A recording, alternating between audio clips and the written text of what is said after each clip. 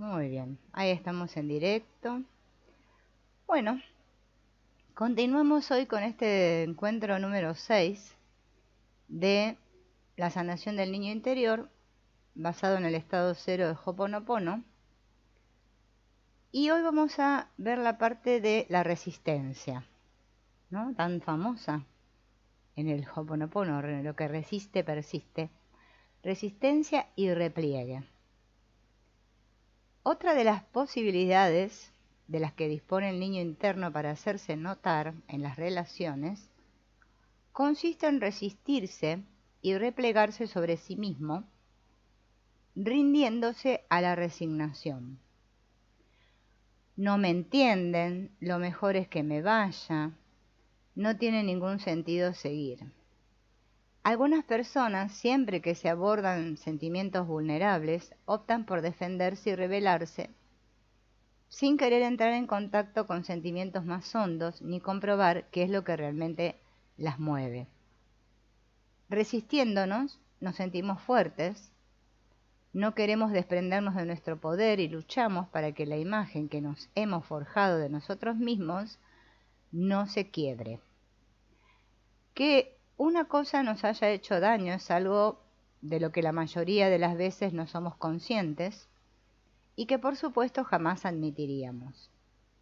El siguiente paso que da el niño interno consiste en pasar a un segundo plano y eludir todo ulterior contacto que pueda suponer una amenaza para su sensibilidad. Desaparecemos de escena y nuestra pareja queda atrás, sola y sin entender qué es lo que ha pasado.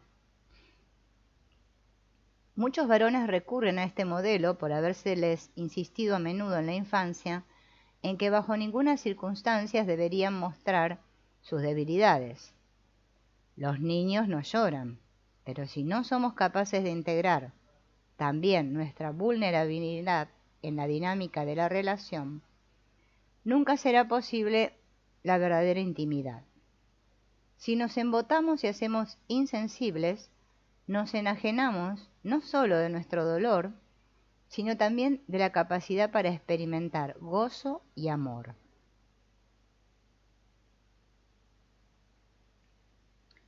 Bien. La opción por replegarse sobre sí mismo parece estar justificada, por ser frecuente que los varones tengan miedo a verse implicados en enfrentamientos que no parecen tener fin e intercambios de golpes en apariencia infructuosos. No acaban de comprender la emocionalidad de las mujeres y la rechazan. Es imposible argumentar racionalmente con un vivero de sentimientos femeninos. No están preparados para escuchar realmente lo que su pareja tiene que decirles y admitirlo, habiéndose revestido de una gruesa coraza contra los sentimientos. La razón ha vencido. Pero ellos no son conscientes de que quien gobierna aquí todos los hilos es su niño interno, ni tampoco de que replegándose sobre sí mismos, están en verdad aislándose.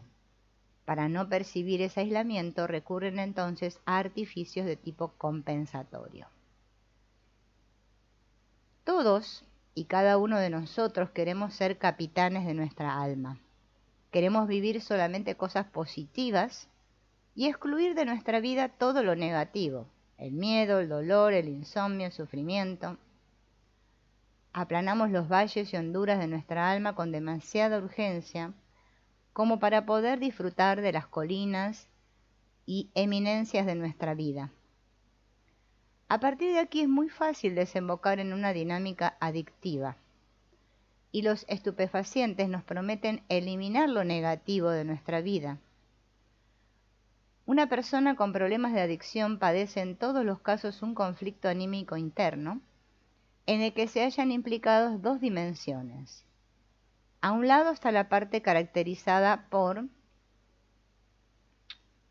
una acusada lealtad que plantea a esa persona elevadas exigencias morales y de disciplina, orden y rendimiento.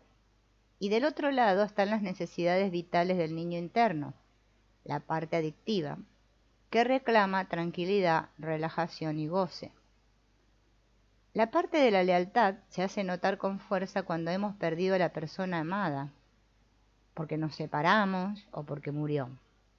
Por otro lado, ella es la causante de los intensos remordimientos de conciencia que sentimos cuando no estamos a la altura de sus elevadas exigencias de rendimiento o no nos atenemos a sus principios morales. Y para no tener que soportar esos sentimientos, la parte de la lealtad es sedada con el estupefaciente a fin de que la otra parte le llegue también su vez. La adicción puede serlo a prácticamente cualquier cosa, a las relaciones, al sexo, al trabajo, a la televisión, al ordenador, a los deportes, al juego, a las compras, al sueño, a actividades peligrosas, incluso a la meditación. Los adictos recurren, ¿no?, como es natural, a drogas, alcohol, tabaco, cafeína y comida. Cuando se desvanecen los efectos del estupefaciente, la parte del rendimiento se hace sentir con redobladas fuerzas y lucha apasionadamente contra la parte necesitada por sentirse amenazada por ella. Reprocha entonces al yo consciente que se haya dejado llevar y que en lugar de haberlo hecho o de haber hecho algo con sentido, no haya hecho otra cosa que malgastar el tiempo. La solución en apariencia más sencilla para la parte necesitada consiste ahora en volver a silenciar a la otra parte mediante el estupefaciente, ya que de lo contrario ya no tendrá ninguna oportunidad. Pero esto, lejos de solucionar el conflicto, lo perpetúa, agravándose además la dinámica adictiva.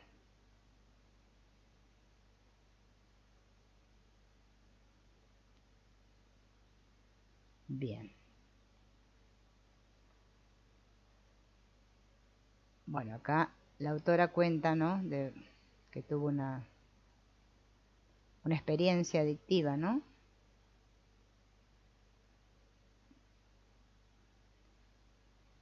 La adicción es siempre la expresión de una nostalgia y una búsqueda dignas de reconocimiento. Pero lo que busco, ¿qué es realmente? ¿Es de verdad el cigarrillo? ¿Es la película de televisión? ¿Es la segunda botella de vino? Todos conocemos el deseo de éxtasis, embriaguez, trascendencia y exceso. La mayoría de las veces, las necesidades de nuestro niño interno no tienen un sitio en nuestra jornada diaria, pero no por eso se dejan reprimir y se buscan a sí mismas un nicho en el consumo de estupefacientes. Es importante tomar conciencia de los efectos positivos de la adicción. Estos podrían consistir, por ejemplo, vamos a ver los efectos positivos.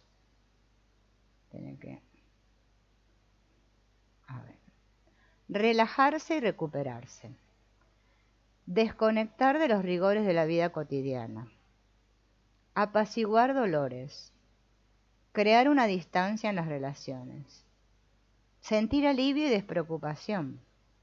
Regular conflictos. Sustituir la ausencia de relaciones personales. Aumentar la capacidad de rendimiento y la creatividad. Olvidarse de los problemas. Alterar la conciencia. Disminuir la angustia. Reprimir inhibiciones y sentimientos de culpabilidad. Y formar parte de un determinado grupo. ¿Qué sucedería si se privase a las personas de sus drogas de la noche a la mañana? Nos apercibiríamos de las pocas cosas que sabemos hacer con nosotros mismos, de lo frágiles que son nuestras relaciones y de lo vacía que está nuestra vida. Se apoderarían de nosotros una gran inquietud y perplejidad. Vacío y sin sentido, se propagarían como la pólvora. Pero si cada uno de nosotros probara a hacerlo al menos una vez, disfrutaría de una fantástica oportunidad para poner en claro cuáles son sus verdaderas necesidades, que en realidad no son otra cosa que atención, amor, sentido, alegría, felicidad y libertad. Acá la autora propone una práctica de un ejercicio tomada del libro de Klaus Muske, Ayúdate a ti mismo y llega a ser quien eres, ¿no? El ejercicio consiste, ¿no?, en trabajar justamente con eso que para nosotros representa la adicción. Ella en este caso habla del estupefaciente, ¿no? Me tengo que imaginar que este estupefaciente estuviera sentado frente a mí en una silla, alabándose a sí mismo de forma parecida como lo haría un anuncio publicitario. Después de haber desarrollado esta imagen, tenemos que sentarnos en esa misma silla en la que estaba sentado el estupefaciente e identificarnos con la adicción. Hablar con nosotros mismos como si nosotros estuviéramos en la otra silla, ¿no?, en la que estábamos sentados antes, ¿no? Y como estupefaciente, entonar la propia alabanza en presencia de nosotros mismos y imaginar qué cosas podría decir ese estupefaciente. Por ejemplo, soy tu botella de vino, conmigo puedes pasar toda la tarde, nunca te dejé solo, estoy cada vez que me necesitas. La ventaja que te ofrezco es que puedes hacer de la vida una verdadera fiesta. Lo bueno que hay en mí es que nunca te dejo solo y me preocupo siempre por ti. Gracias a mí te calmas y recobras tu equilibrio. Sobre todo tienes necesidad de mí cuando te sientes solo y no sabes qué hacer por la tarde. Me necesitarás mañana con toda seguridad, si has tenido un día duro, si has rendido poco o no supiste qué hacer. Pasaré a resultar superfluo cuando vuelvas a gustarte a ti mismo y te diviertas de nuevo en tu trabajo.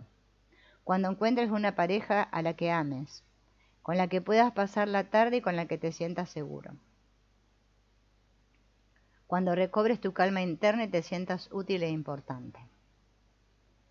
Para aumentar más la eficacia de este ejercicio, dice que es conveniente que uno se identifique plenamente con el estupefaciente y hable en primera persona.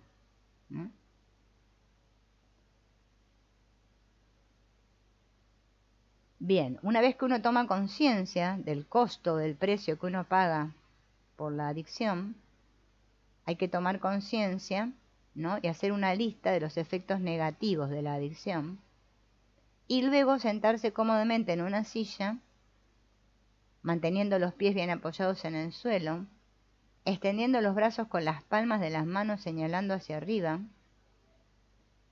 y colocar en la imaginación los efectos positivos de la adicción en una mano y los negativos en la otra, ¿no?, y sentir el peso de cada uno de ellos. Bueno, es un ejercicio bastante sencillo, pero bueno, hay que hacerlo, ¿no?, porque hay que estar ahí y hacerlo, no es que así nomás. Bien. Otro tema, ¿no?, aparte de este que ya estuvimos viendo, de la resistencia y el replegarse sobre uno mismo, con respecto al niño interno, es la elevada exigencia de rendimiento y perfeccionamiento que tienen algunas personas.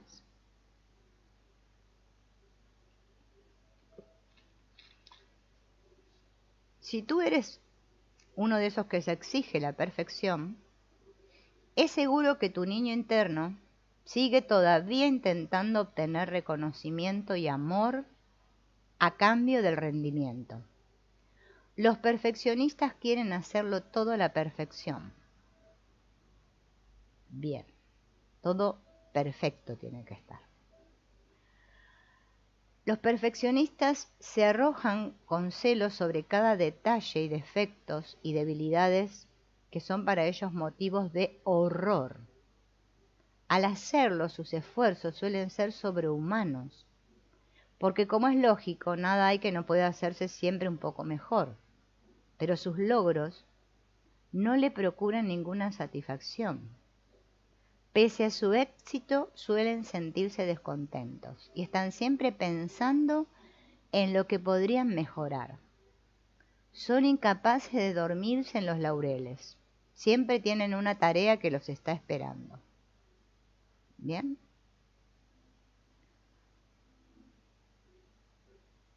El perfeccionista está espoleándose permanentemente a sí mismo y a su entorno. En todo momento se esfuerza por superar a los demás para conseguir reconocimiento. Tamaña ambición puede enajenarle la simpatía de los que le rodean, por sentirse estos a su lado insignificantes e incapaces. También puede el perfeccionista buscarse ámbitos parciales en los que intentar ser especialmente bueno. En función de la recompensa que obtuvo de sus padres, de las expectativas de perfección que éstos hicieron gravitar sobre el niño, dicho ámbito es perfeccionado aún más. Así una persona puede ser sumamente limpia y tener siempre su casa como los chorros del oro. Otra hubo de llevar siempre a casa notas excelentes y se esforzaba para ascender en su puesto de trabajo. Otro puede intentar destacar en los deportes. ¿Bien?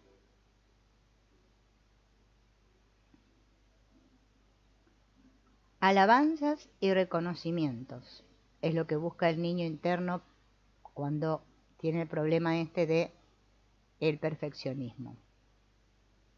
Y modificar este patrón de conducta no es fácil,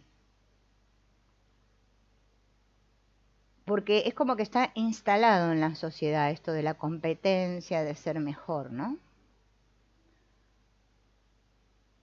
Como el perfeccionista está siempre obsesionado por rendir, suele tener dificultades después para relacionarse con los demás.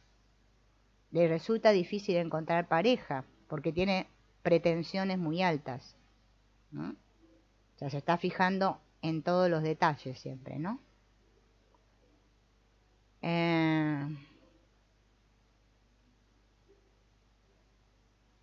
Quiere, digamos, en cierto modo controlar la relación, ¿no?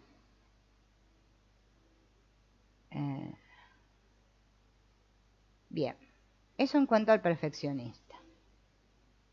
¿Qué pasa con las personas que se autosabotean? Que son compulsivas y se autosabotean.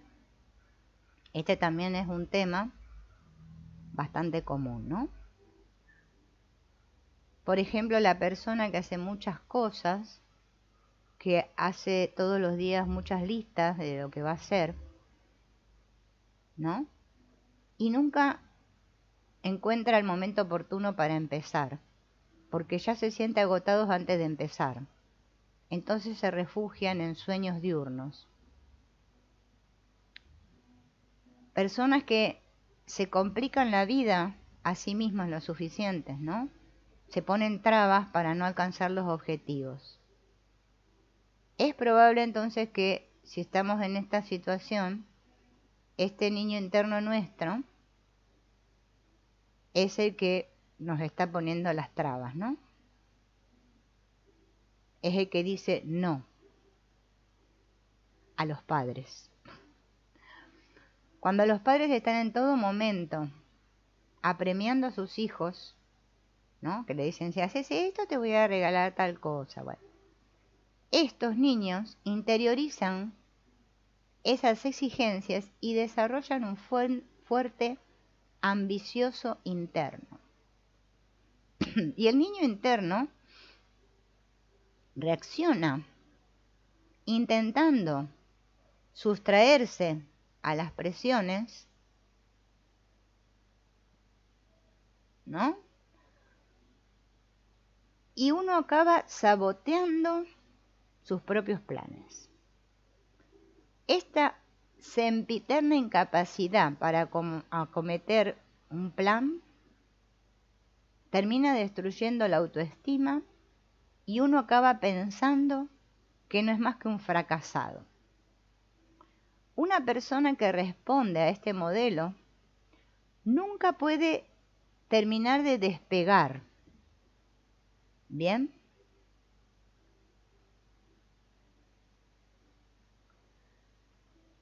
Solo con dificultades puede tomar una decisión y se siente a menudo como paralizada. Al haberse colocado el listón demasiado alto, se ha hecho que el niño interno se resignara y ahora este niño se niega a hacer nada. El ambicioso interno suele ser difícil de descubrir, porque de cara al exterior parece como si estas personas fueran como holgazanas, como cómodas o perezosas. Pero en el interior hay una lucha tempestuosa que tiene lugar. El ambicioso plantea exigencias irreales y el niño interno se rebela contra estas exigencias. Entonces uno se ve atrapado en una situación de conflicto y se siente vacío y desbordado. Cuanto más se prolonga esta situación, más inquieto se va a sentir el ambicioso interno y más larga se va a hacer la lista de todos los pendientes que tenemos que resolver. Y de la boca de uno van a salir frases como: termina de una vez, tienes que volver a limpiar el piso, vamos, date prisa, otra vez vas a llegar tarde al trabajo. ¿Quién crees que va a venir a hacer las cosas por ti? Llevas una eternidad diciendo que querías hacer un poco más de deporte y nunca empiezas. ¿Qué estás esperando? Muévete de una vez. Tampoco para tocar el piano sacas tiempo nunca. ¿Para qué te compraste el piano? Bien. Muchos padres no pueden soportar que sus hijos anden alrededor de ellos montando bulla. Vieron que los niños siempre están alrededor de uno montando bulla.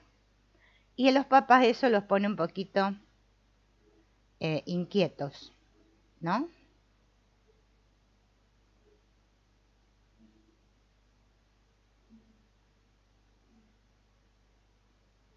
Bien, entonces los padres son incapaces de entender que los niños tienen su propio ritmo y que necesitan disponer de un tiempo para ellos. Entonces le quieren imponer a la fuerza a los hijos el tiempo. Ellos marcarles el ritmo. Es lo normal que hacen todos los padres. Pero ¿por qué hacen los niños esto? Porque los niños quieren preservar su individualidad. No se atreven todavía a rebelarse abiertamente. Y el niño siente que no es una marioneta, que le van a tirar de los hilos y la van a manejar. El niño dice: yo soy yo y tengo mi propio ritmo. Entonces así surge un círculo vicioso de las órdenes de los padres, ¿no? Y al resistirse a ellas, esto sigue dando vueltas en el interior cuando somos adultos. Entonces es como que nos peleamos dentro nuestro con nuestros padres. Hay un conflicto con eso que nuestros padres nos exigían y nos decían, y es como que ese conflicto se interioriza en nosotros, ¿sí? Y nos lleva justamente a estar con esas voces continuamente peleándose dentro de nosotros.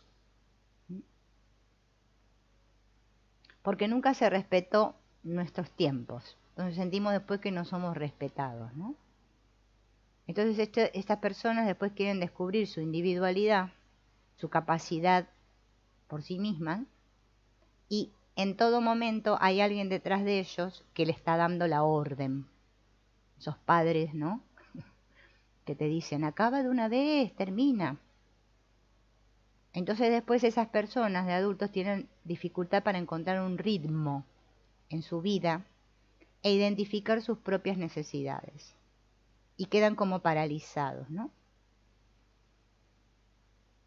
Como que siguen internamente obedeciendo las órdenes de sus padres.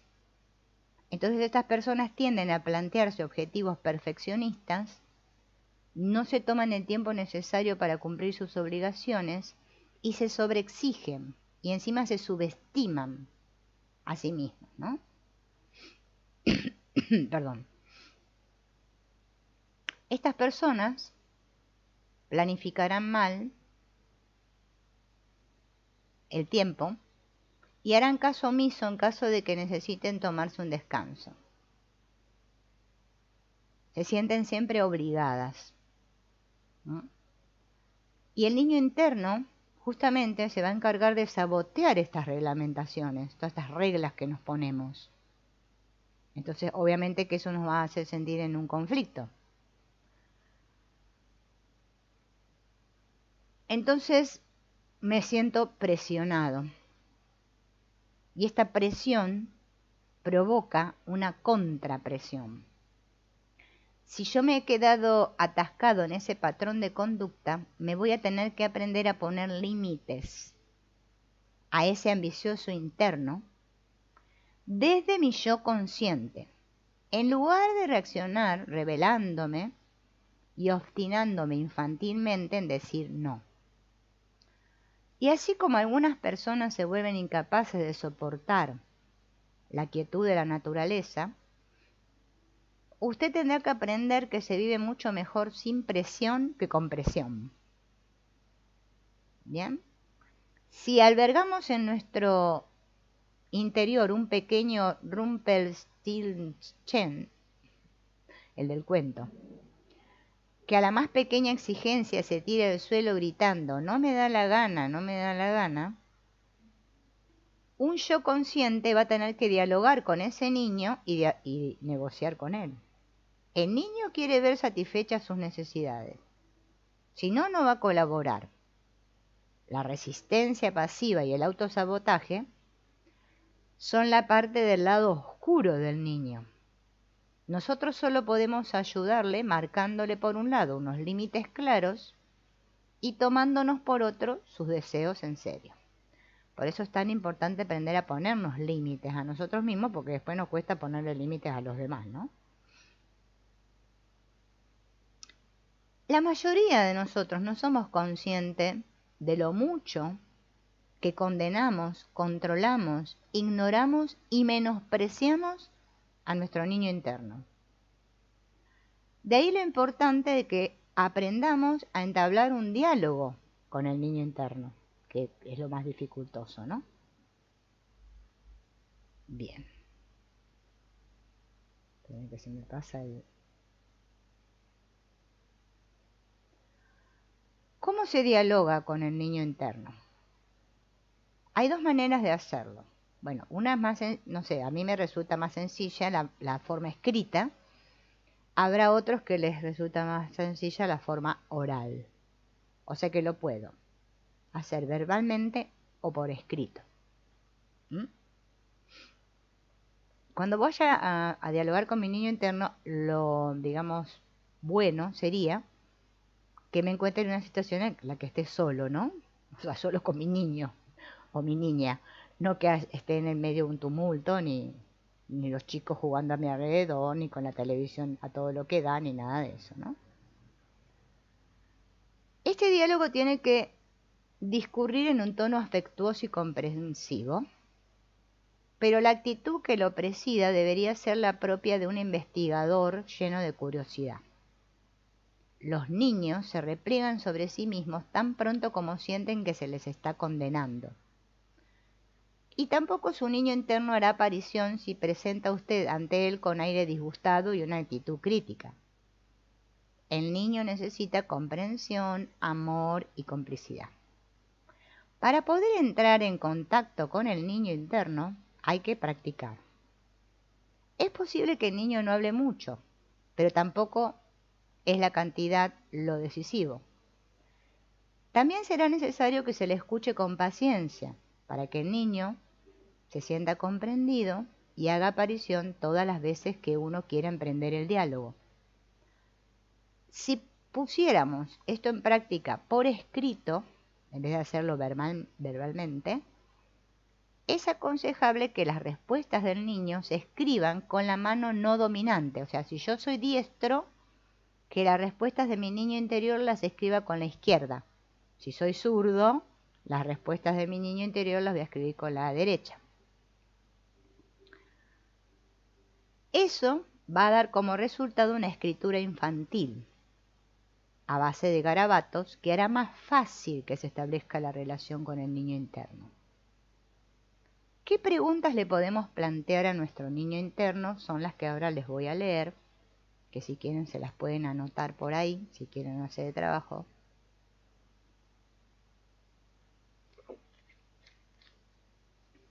Lo primero que le vamos a preguntar es, ¿cómo estás? ¿Cómo te sentís? ¿Por qué estás triste? ¿Qué es lo que hace que te pongas triste? Que estés enfadado. O bueno, o lo que sea, ¿no? La emoción que sea. ¿Qué tal te va conmigo? ¿Dispones de espacio suficiente en nuestra vida? ¿Presto atención a tus necesidades? ¿Te gustaría contarme alguna cosa que haya sucedido en el pasado? ¿Qué hace que tú te asustes? ¿Qué hace que te pongas alegre y te diviertas? ¿Qué necesitas para sentirte seguro? ¿Qué piensas de mi trabajo? ¿Qué piensas de mi pareja? ¿Te encuentras a gusto donde vivimos? ¿Dónde y con quién te gustaría pasar tu tiempo? ¿Qué música, libros y comidas son los que más te gustan? ¿Dónde quieres que vayamos de vacaciones? ¿Qué quieres hacer para desarrollar tu creatividad? ¿Qué quieres hacer? ¿Qué ropa te gustaría ponerte? ¿Qué colores son los que más te gustan? ¿Qué cosas cambiarías en nuestra vida? ¿Qué es lo que más te asusta? ¿Tienes algún deseo que pedirme? ¿Qué necesitas de mí? ¿Y cómo puedo ayudarte? Para poder poner en práctica este ejercicio, el de, aparte de dialogar con el niño, ¿no? Poder darme cuenta qué clase de niño fui yo cuando era niño, necesitaríamos otra persona. El otro ejercicio lo puedo hacer solo, pero para hacer este que les voy a plantear ahora es qué clase de niño fui yo, necesito una persona que me acompañe a hacer el ejercicio, ¿no? En la cual pueda confiar, ¿no? Bien. Hay que sentarse con esta otra persona, pedirle que nos ayude, ¿no? A hacer el ejercicio, ponernos frente a frente en el suelo, como se sientan los niños. Y nuestro compañero nos va a ayudar durante el ejercicio. Hay que colocar en el suelo una fotografía en la que más o menos uno tuviera unos 5 años más o menos, mirar la foto con atención y observar qué sentimientos afloran cuando miramos esa foto. Luego cerrar los ojos y nuestro compañero nos va a plantear preguntas y la contestación a cada una de ellas debe durar entre 5 y 10 minutos. Durante todo ese tiempo hay que tener los ojos cerrados, o sea, mientras respondemos las preguntas. Primer pregunta, ¿qué clase de niño fuiste? ¿Qué cosas te resultaban opresivas? ¿Qué cosas te alegraban y divertían? ¿Qué hubieras necesitado en ese momento? En caso de largas pausas, debe volver a plantearse la pregunta todas las veces que sean necesarias. Por último, abrir los ojos y responder esta última pregunta con los ojos abiertos. ¿Qué pasa ahora en este preciso momento? Al contestar a la última pregunta, hay que poner mucho cuidado en no perder de vista cuáles son exactamente las percepciones del momento. O sea, qué oigo, qué veo, qué siento, qué huelo. ¿Bien? Ese sería el segundo ejercicio. El tercer ejercicio, un viaje en la fantasía al encuentro con el niño interno. El texto reproducido a continuación lo podemos grabar en una cinta o leerlo con mucha atención muchas veces, hasta que seamos capaces de poner este ejercicio en práctica de memoria. ¿Cómo se hace? Me tengo que acostar en el suelo, ¿sí? O sea, boca arriba, ¿no? Y acomodarme bien sobre mi espalda. Tomar conciencia del contacto de mi cuerpo con el suelo, de la ropa sobre mi cuerpo. Escuchar los sonidos de la habitación.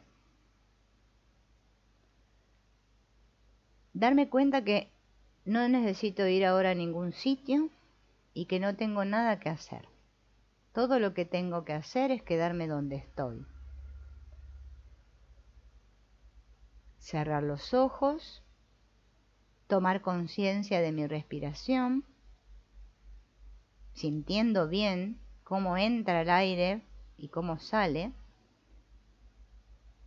y observar cómo van desfilando nuestros pensamientos por nuestra mente sin tratar de retenerlos.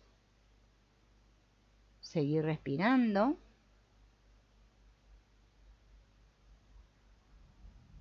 y recordar cuando uno era un niño, ¿no? En que uno respiraba más conscientemente. Es más equilibrio. Después de grandes dejamos de hacerlo.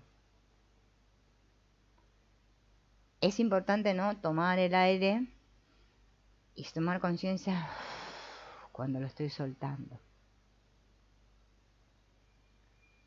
Bien. Recordar todas las cosas que fuimos aprendiendo a hacer de niños. A caminar, a saltar. Bien.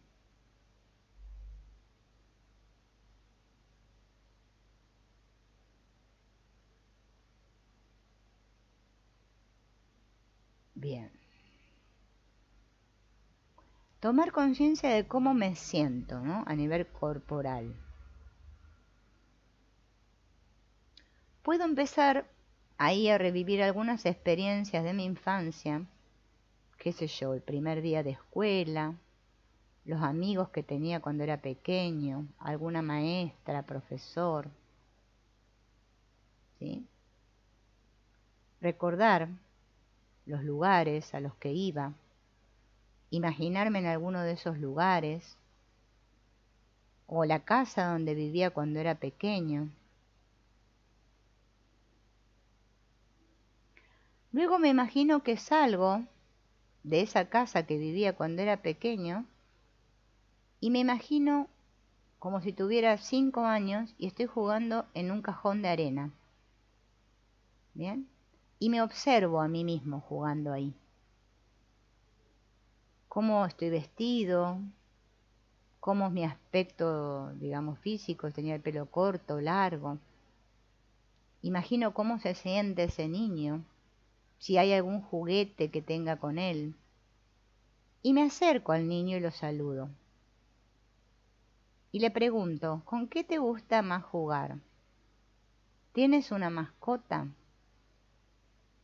Le tomo de la mano y le pregunto si le gustaría decir alguna cosa y me aseguro de que me voy a tomar el tiempo necesario para escucharlo.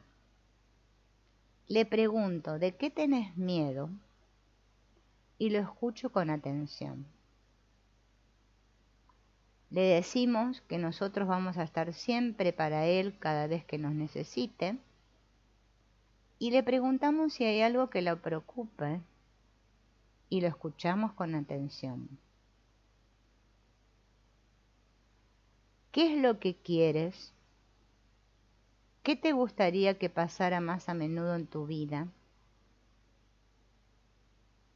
¿Cómo te sentirías si eso se convirtiera en realidad? Y le vuelvo a escuchar con atención. Luego le digo al niño que se siente en mi regazo y lo acaricio, sostengo su mano y le demuestro que lo quiero.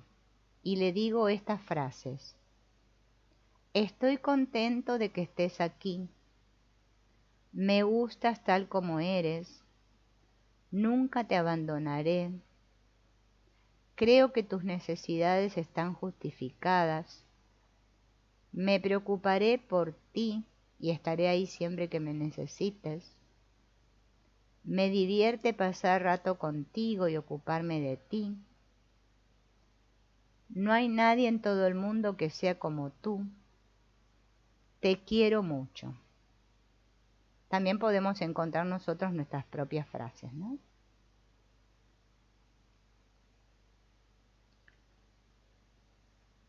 Bien, le damos las gracias, nos despedimos. Bien. Y volvemos otra vez al presente, tomando conciencia a través de nuestro cuerpo, de nuestra respiración. ¿Mm?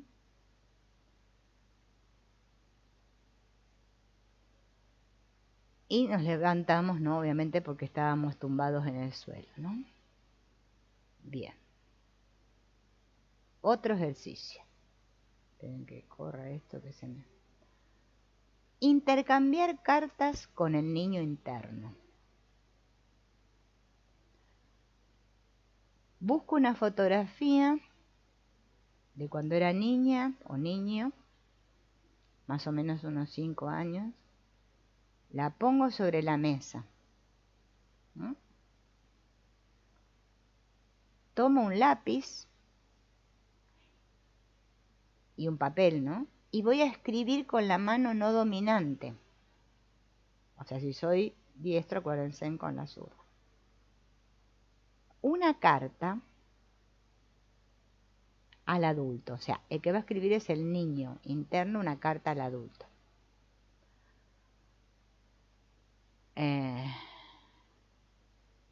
La carta puede ser corta, ¿sí? Puede solo tener una frase, ¿sí? Pero lo importante es que nuestro niño se la dirija al adulto que somos ahora, ¿no? Por eso hay que poner querida y el nombre nuestro. Estoy muy solo, nadie me entiende, bueno, las cosas que surjan. Esas las escribo con la mano no dominante. Tómame en brazos y abrázame, ¿bien? Y firma la pequeña que nosotros fuimos. Después de hacer eso, vamos a responder nosotros como adultos a la carta que nos escribió el niño. Esa la voy a escribir con la mano que escribo yo. Puede ser corta también, no necesito poner muchas cosas. Y le prometo que le voy a dedicar más tiempo, de acuerdo a lo que me haya escrito el niño, ¿no? Cuando terminamos de escribir la carta, la vamos a leer en voz alta y prestar atención a qué sentimientos me surgen cuando leo yo como adulta esa carta a mi niño, ¿no? Y dejar surgir todos los sentimientos que vengan. Si tengo ganas de llorar, lloro y bueno, lo que tenga que hacer, ¿no? Bien.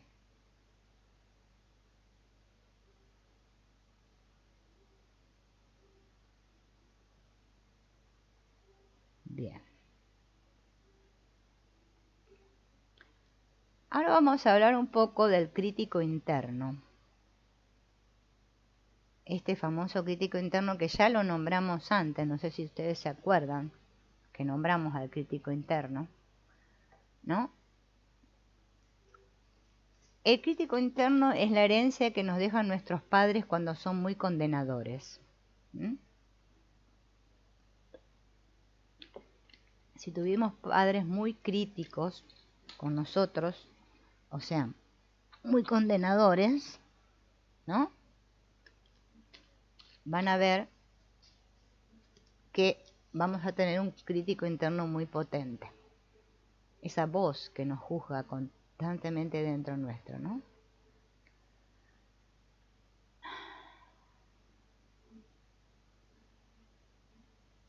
Bien. Bueno, acá da un ejemplo, ¿no? A ver si es importante. El crítico interno, ¿no? Es ese que justamente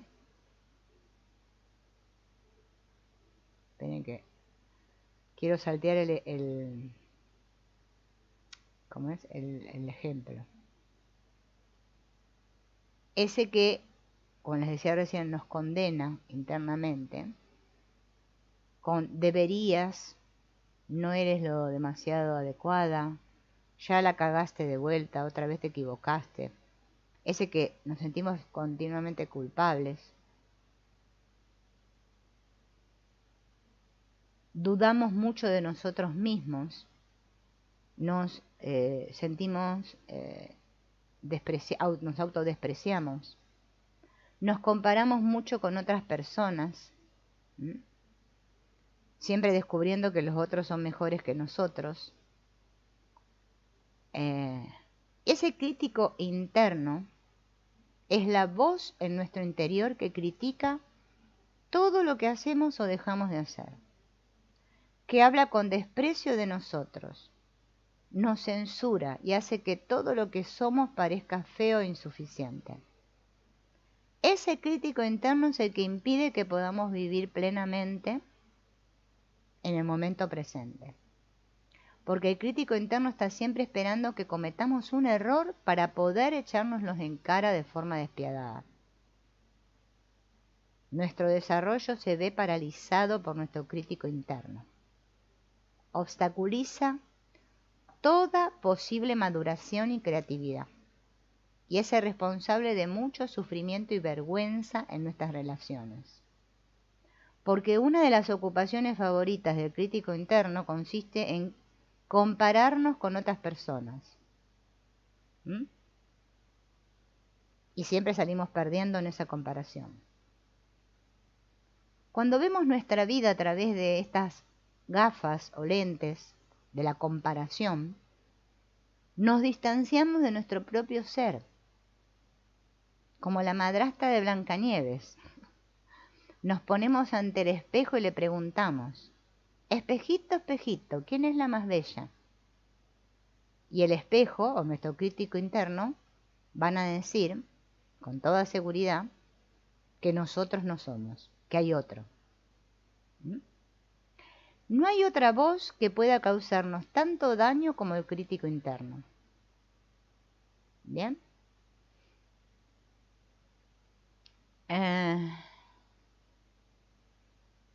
Es como que continuamente va emitiendo, ¿no?, como una radio, comunicados, y diciéndonos que todo lo que hacemos es una equivocación. A veces lo hace en voz alta, a veces en silencio.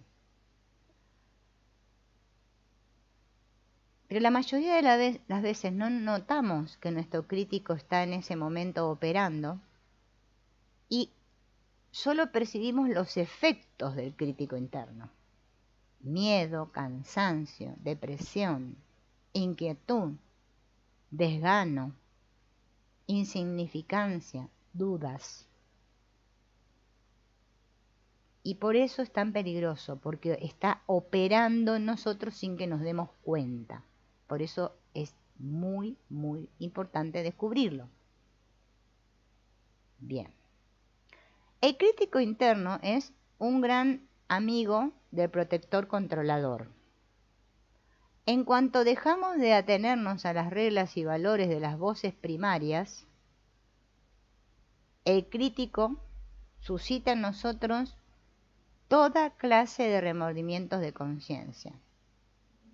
El crítico trabaja codo a codo con otras voces, con las del perfeccionista, el ambicioso, como un agente de la CIA bien entrenado. El crítico conoce nuestras más secretas debilidades y defectos y siempre está echándonosla en cara. Eres un egoísta, eres gordo, eres torpe, eres estúpido. Tu problema es que tal cosa. También nos dedica insultos. Fracasado, imbécil, idiota, subnormal. Los efectos que tienen estas expresiones podemos imaginárnoslos perfectamente. Entonces, cuando el crítico interno está activo, es cuando nosotros no nos divertimos para nada en la vida. La vida nos resulta totalmente aburrida. Bien.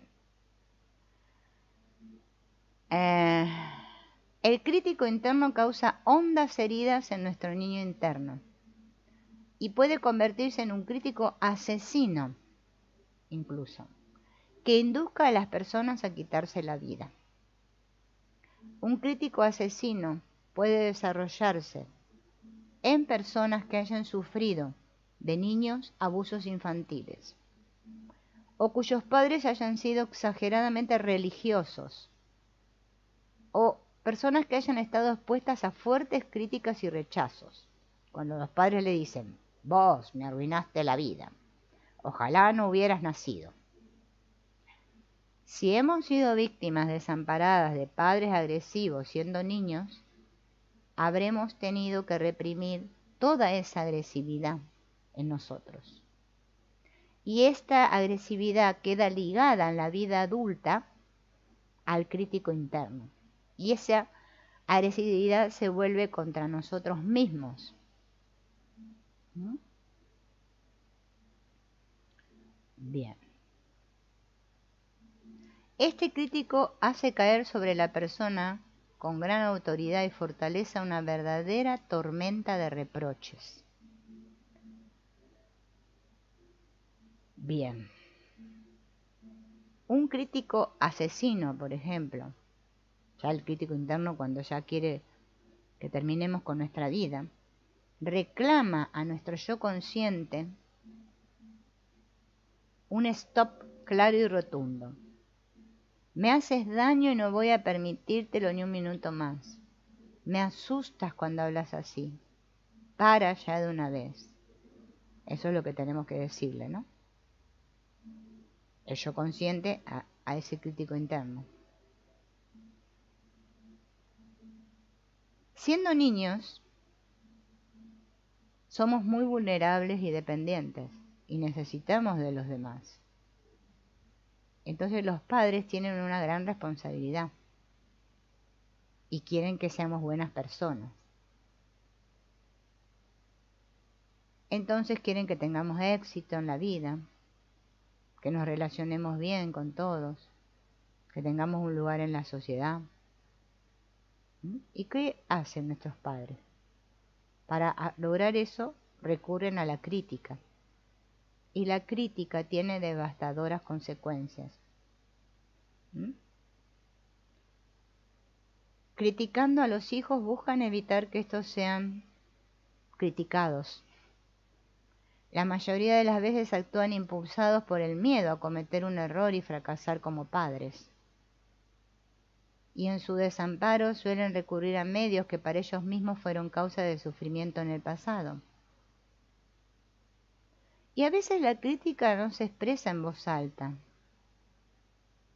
A veces solo una mirada llena de reproche es suficiente. Bien.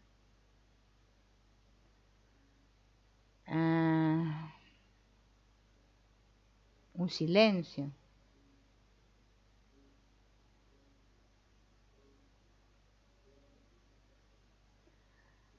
Con independencia de lo que el crítico nos reproche, su mensaje central es siempre el mismo.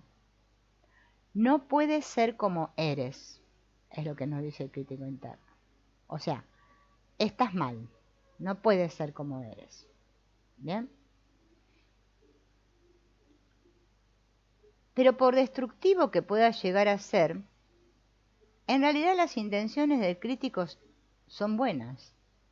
¿No?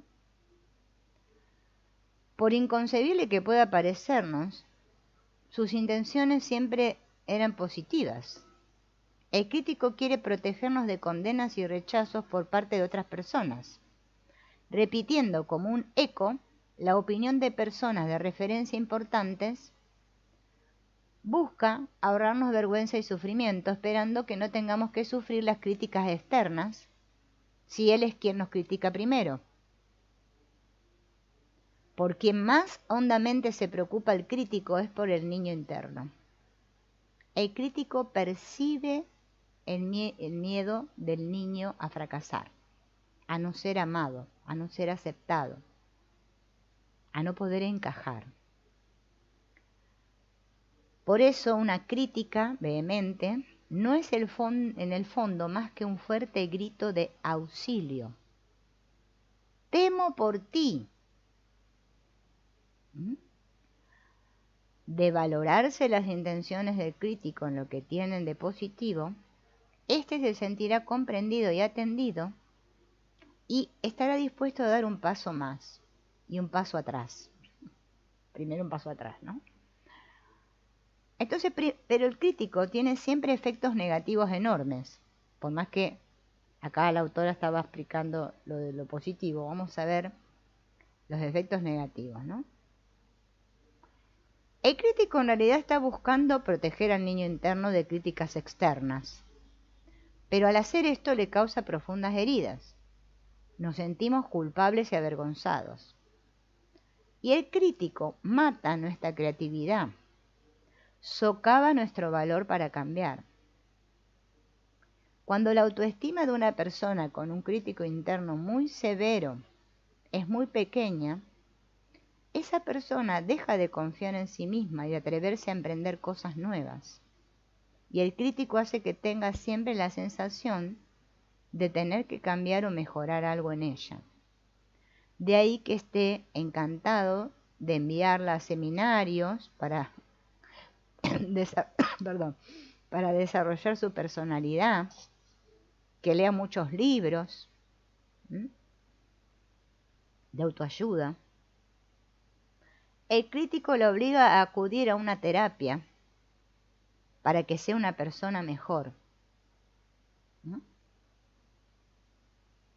Entonces, conviene saber que el crítico va a hacer la aparición con especial insistencia en determinadas situaciones.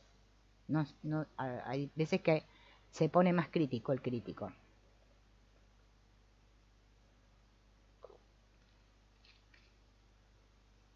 Si estamos estresados, cansados o enfermos, vamos a ser presas fáciles del crítico interno.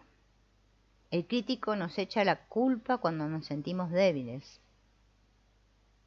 Y si tenemos un accidente, nos va a decir, por tu culpa.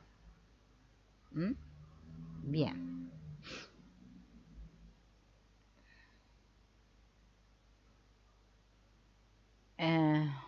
Es decir, que el crítico interno lo que está esperando siempre es que cometamos un error para después castigarnos. Por ejemplo, si nos enfadamos, nos va a decir, ves, no sabes controlarte. Si no podemos dejar de llorar, nos va a decir, ¿qué cosa? Que somos débiles. Bien.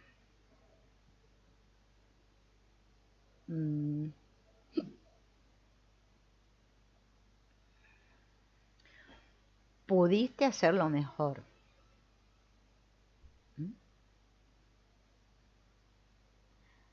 Incluso cuando nos felicitan o recibimos un elogio,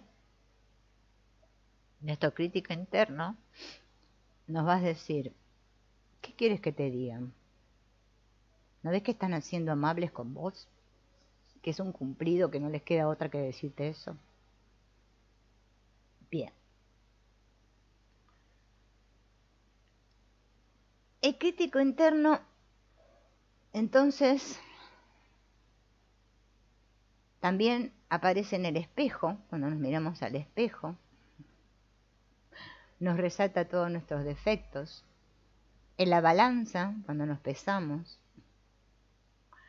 En todos los lugares posibles.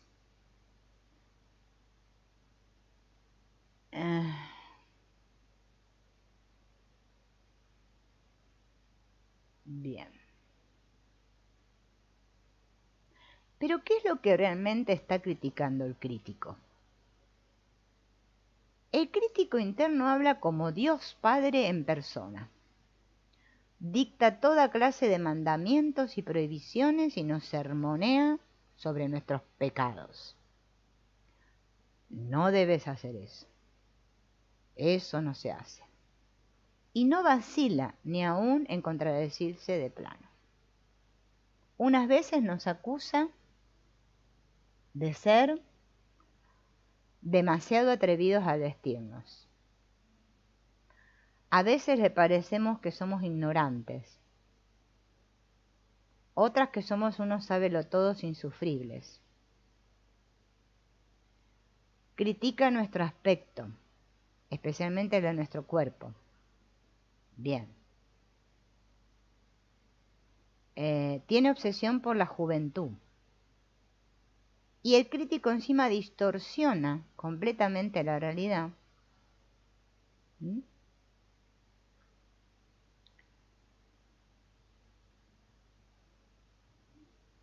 A ver. ¿Por qué? Porque suele ser muchas veces un experto en todas las cuestiones, también, de apariencia física, porque se fijan mucho en los detalles, pero también de desarrollo interno y ampliación de la conciencia.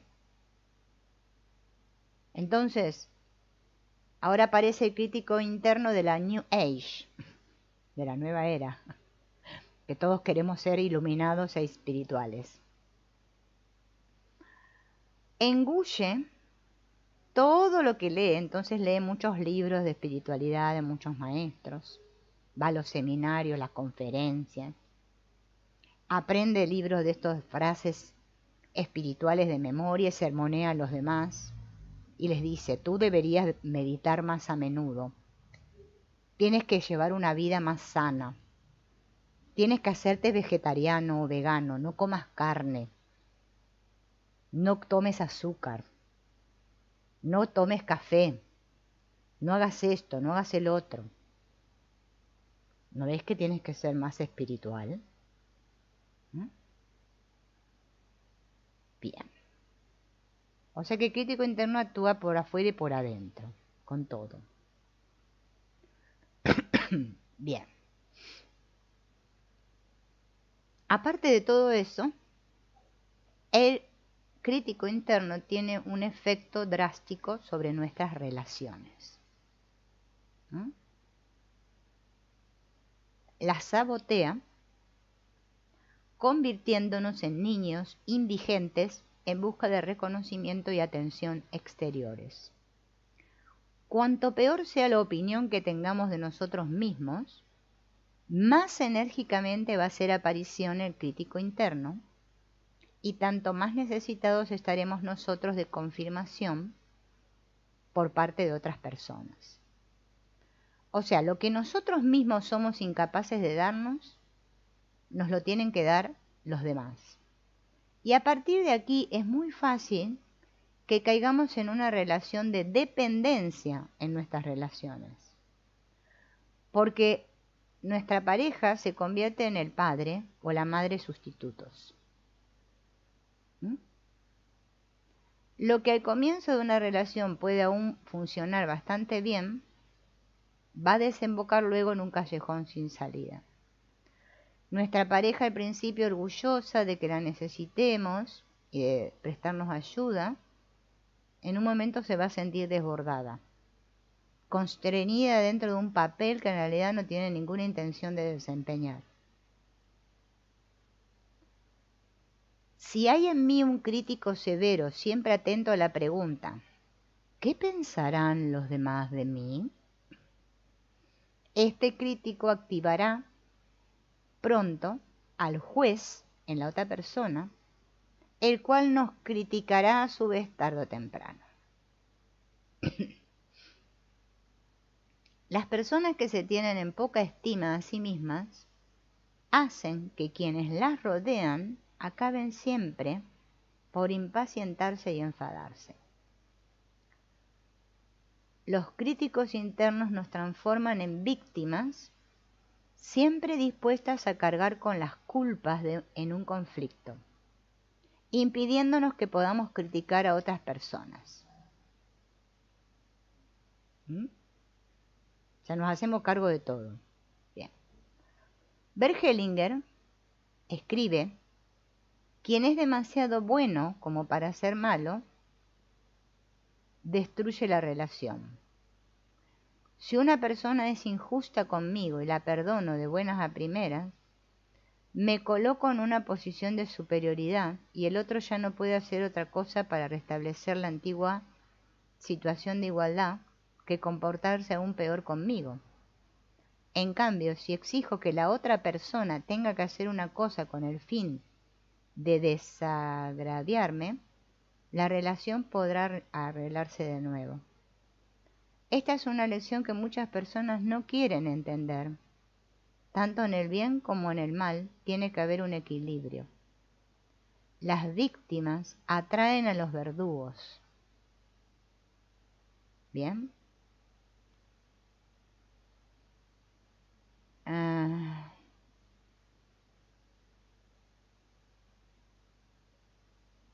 El intento por contentar al crítico interno se salvará o se pagará siempre con un fracaso.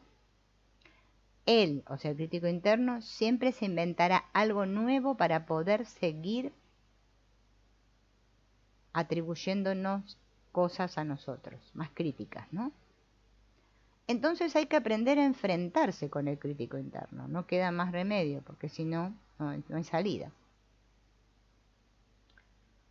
Bien, ¿cómo hacemos para enfrentarnos con este crítico interno? El crítico necesita ser guiado con firmeza por un yo consciente para calmarse. Por eso es tan importante esto de poder separar el niño aquí y el yo consciente, la madre y el niño. Bien. Tienen que ir a tomar.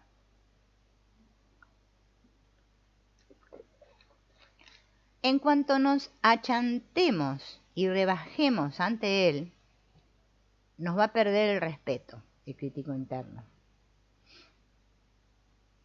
Hay que evitar estar todo el día discutiendo con el crítico interno, porque esto contribuye a enredarnos más. El crítico necesita, por un lado, que se le comprenda, así como que se aprecie lo que de positivo tienen sus intenciones. Por otro lado, necesita que se le pongan límites. Crítico, sé que tus intenciones son buenas y que tu deseo es protegerme, pero cuando hablas conmigo en un tono tan despreciativo, me haces daño. Así que para, y no vuelvas a hacerlo nunca más. Que se salga al encuentro del crítico, agrediéndolo y rebajándolo, no es una idea muy simpática. La violencia engendra más violencia, ¿no? O sea que no es gritándole, sino siendo firmes. Bien. Las voces internas sienten, piensan y actúan igual que las personas. Necesitan que se les tenga respeto con independencia de lo que hayan hecho. ¿Mm? Bien. También el crítico interno necesita empatía. ¿Mm? Tan pronto como el crítico nota que un yo consciente se interesa por el niño interno, da un paso atrás. Entonces el crítico interno se puede transformar. Bien, ahora vamos a ver cómo.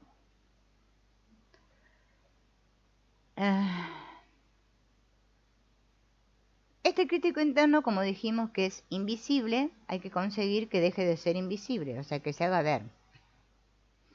Bien. Entonces tengo que dejar de identificarme con el crítico interno, diciéndome a mí mismo lo siguiente.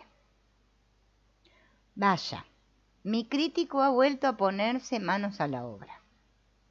Evidentemente está muy preocupado por mí y opina que... También es importante que yo sea consciente en todo momento de que las intenciones del crítico son buenas y que quieren protegerme. Entonces así me voy a relacionar con el crítico mostrándole respeto. Pero no tengo que prestar atención al sentimiento que el crítico engendra en mí, o sea, la vergüenza, sentirme insignificante, sino a lo que causa ese sentimiento. Escuchar con atención las observaciones críticas internas. Anotarlas por escrito para tener una idea más clara de cuáles son. ¿Bien? Por eso son muy importantes los ejercicios que se hacen con papel y lápiz. Bien. Así que vamos a ver ahora un ejercicio para aprender a dialogar con el crítico interno. ¿Mm? Hay que pedir ayuda a un amigo o una amiga para hacerlo. ¿Mm? Sentarse los dos uno frente al otro, cerrar los ojos mientras uno toma contacto con este crítico, y al hacerle a continuación la otra persona estas preguntas que ahora les voy a decir, dejar que sea el crítico interno el que las conteste. Entonces la otra persona me va a decir: hola crítico, ¿qué tienes propiamente que criticar en el nombre mío, ¿no? ¿Te escucha él o ella? ¿Qué siente ella o él al aparecer tú? ¿En qué situaciones o momentos te sientes obligado a intervenir? ¿Por qué apareciste en este momento con tanta fuerza? ¿Qué es lo que más temes? ¿Qué sucedería si no estuvieses presente tan a menudo? ¿En qué época apareciste en la vida de fulanito, no? ¿Qué le dijiste entonces? ¿Cuáles eran tus intenciones? ¿Cómo se sentiría fulanito si tú no estuvieras? ¿Quién te ha enseñado lo que sabes? ¿Quién decía esas cosas cuando eras niño? ¿Qué voces trabajan en tu contra? ¿Hay algo que quisieras decirle a fulanito, o sea, al que estamos, ¿no? A modo de conclusión, o sea, que el crítico le quisiera decir a mi persona, ¿no? Gracias por ser tan honesto. Todo esto hay que ir también anotando las respuestas, ¿no? Con la mano común, no la dominante en este caso.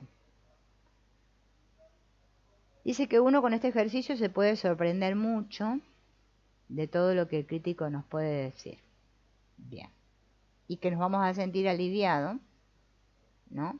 Porque el yo consciente está mostrándose que está preocupado por el niño interno. Entonces el crítico se va a retirar.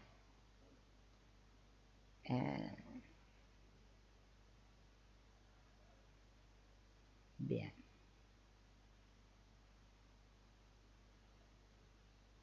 Esperen que este no. A ver.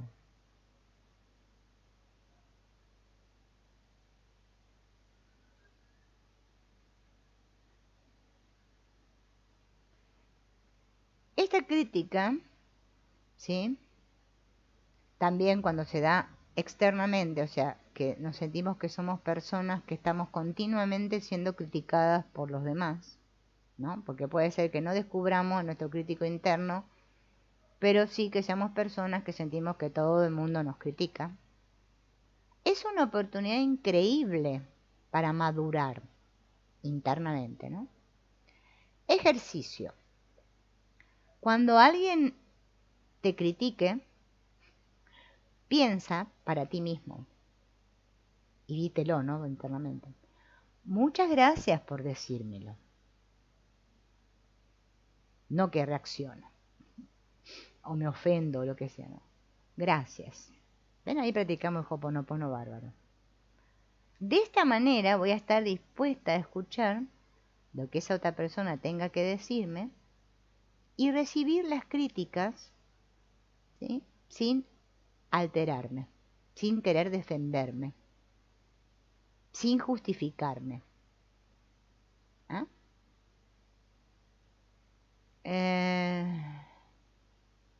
Cuando las críticas me afecten, me voy a dar cuenta que en mí hay alguien que les está dando crédito. Entonces el crítico se va a estar ahí, manos a la obra, ¿no? Bien, si tomo conciencia de esto, voy a ir sanando todo esto que yo considero no aceptable en mí.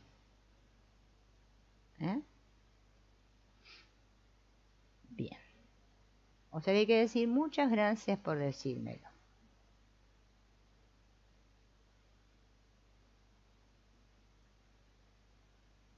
A ver, ahí. ¿Qué sucede cuando nuestro crítico interno se transforma? ¿Cómo me doy cuenta si realmente pude transformar a este crítico interno?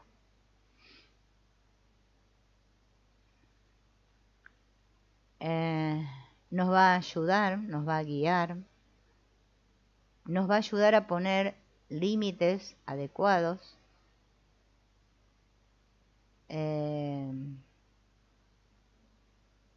nos ayudará a ver las cosas con claridad,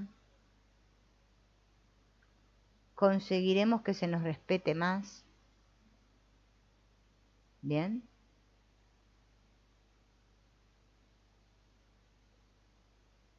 Bien.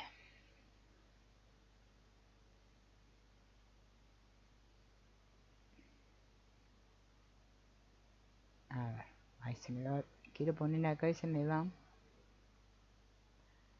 Entonces, recordemos entonces que todo esto del crítico interno viene obviamente de nuestra infancia, de nuestros padres, y nos dieron mucha crítica. Ahí se formó todo este crítico interno. Recordemos que cuando somos niños, para nosotros los padres son como seres mágicos, todopoderosos, pero a medida que vamos creciendo, empezamos a verle todos los defectos y debilidades. Y después de más adultos tenemos que empezar a aceptar esas debilidades de nuestros padres. Cuando aceptamos eso, es que vamos madurando, ¿no? Por ejemplo, decimos, han hecho lo mejor que han podido.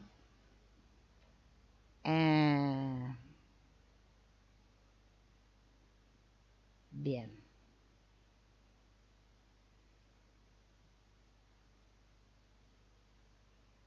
Bien. También ellos albergan en su interior un niño interno herido.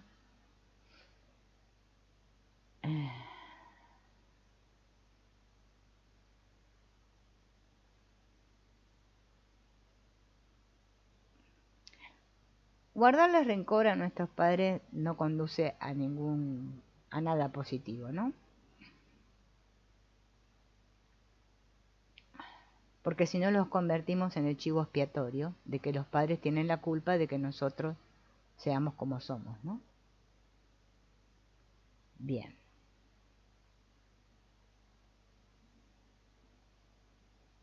Como decía Bert Hellinger, sufrir las cosas es más fácil que solucionarlas. Porque sufriendo siento que formo parte de mi sistema familiar y que si resuelvo mis problemas, me quedo solo, dejo de pertenecer. Algunas personas mantienen siempre encendido el fuego de su cólera y de sus reproches, ¿no? Porque ese odio es como un lazo que me mantiene unido a mis padres y a mi sistema. Sigo siendo un niño. En cambio, cuando acepto las debilidades de mis padres y los absuelvo de sus defectos y los dejo ir, maduro.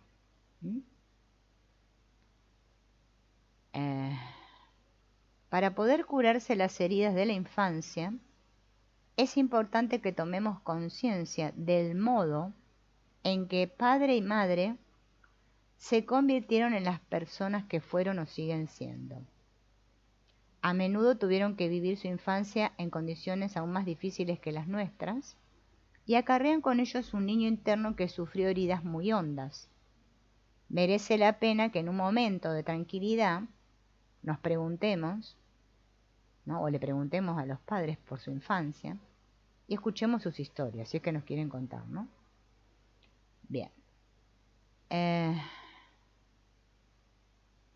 Cuando dejamos de reclamar a nuestros padres, o aquellos que me educaron siendo niños, empiezo a responsabilizarme de mí mismo y a darme y tomarme hoy lo que tan dolorosamente eché de menos de entonces. Eso que mis padres no fueron capaces de darme, me lo voy a poder dar yo, a mí mismo. No seguir esperando que mis padres me lo den, porque es un imposible.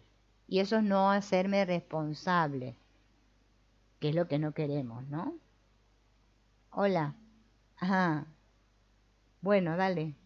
Ya un ratito más y ya terminamos, ¿sabes? Porque ya empezamos como a las... No sé ya ni cuánto hace que estamos. A 1:20 hace. Y esto es fundamental, ¿no? Porque a veces nosotros, ¿no? Practicamos, bueno, en este caso que estamos hablando de Ho'oponopono, practicamos el Ho'oponopono y decimos, pero no me funciona, no sé qué. Pero es que nunca llegamos a este punto, ¿no? Acá, a este que estamos hablando ahora, de asumir la responsabilidad.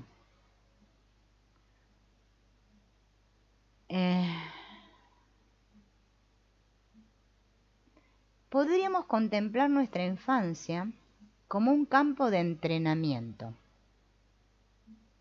Está bueno. En el que, a resultas precisamente de las insuficiencias de nuestros padres, pudimos desarrollar estos recursos especiales. Nos tuvimos que hacer más fuertes, más valerosos, más pacientes. Estos recursos ahora los puedo utilizar para darme a mí mismo la oportunidad, ¿sí? Por ejemplo, de llorar lo que no lloré, aprovechar los potenciales que no viví, admitir la ira que no manifesté. La mayor gratitud que podemos transmitirle a nuestros padres es vivir con gozo nuestra propia vida. Porque los padres quieren que a sus hijos le vayan bien las cosas. ¿Bien? Negándonos nosotros a vivir, renunciamos a responsabilizarnos de nosotros mismos y además hacemos que nuestros padres se sientan culpables.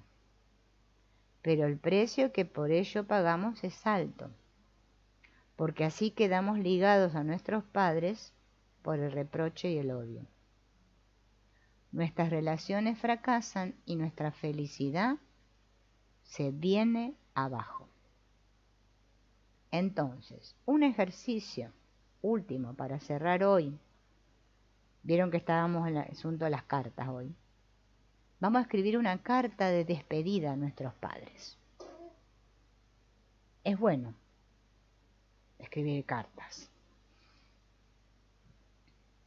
¿Por qué? Porque muchos no hemos llegado todavía a desligarnos realmente de nuestros padres y continuamos estando atados a ellos por este odio o a veces por un afecto, ¿no? Y no podemos vivir nuestro verdadero potencial de adultos.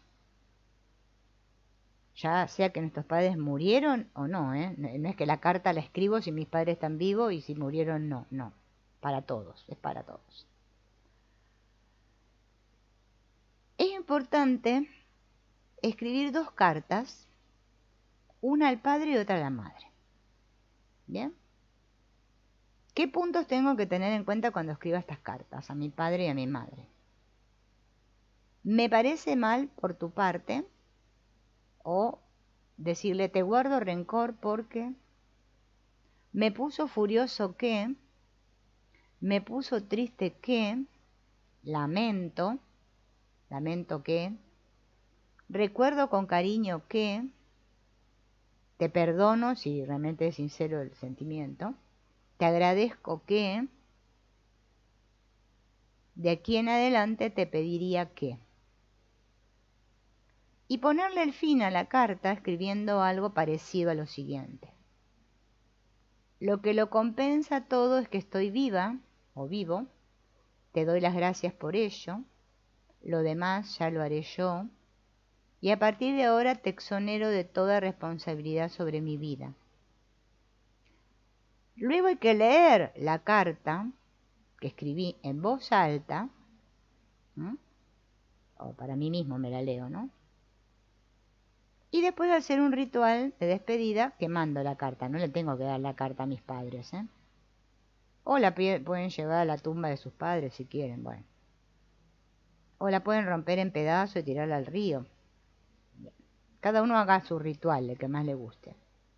¿Bien? Muy bien. Esa es la carta a los padres que nos ayuda mucho para poder desligarnos de justamente esos asuntos.